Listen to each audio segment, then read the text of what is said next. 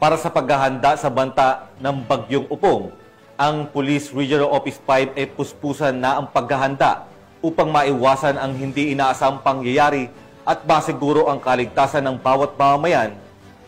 Ang balitang hatid ni Police Staff Sergeant Merculito Lubendino Jr.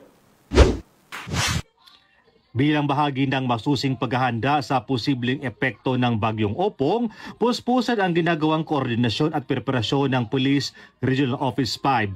Ipinag-utos ni Police Brigadier General Nestor C. Babagay Jr., Regional Director ng Pro-5, ang pakipag-ugnayan ng mga police stations sa Municipal Disaster Risk Reduction and Management Office at City Disaster Risk Reduction and Management Office sa kanilang areas of responsibility upang pagtibayin ang mga hakbang sa pagresponde sa banta ng kalamidad.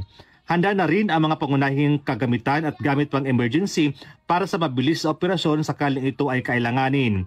Kasabay nito, nagsagawa ng inspeksyon at dialogo ang mga tauhan ng Pro-5 sa mga residente na nanirahan sa mababawang lugar at flood-prone areas. Hinimok silang agad lumikas tungo sa mas ligtas na lokasyon upang maiwasan ang posibleng panganib. Sa pangunguna ni Police Brigadier General Babagay Jr., patuloy na nakahanda ang Pro-5 upang tiyakin ang kaligtasan, seguridad at kapakanan ng lahat ng mamamayan sa rehong Bicol. Mula dito sa Legazpi City, Albay, ako po yung Police News Network Correspondent, Police Staff Sergeant Merculito P. Lubendino Jr. Alagad ng batas, nakataguyod ng balitang pulis.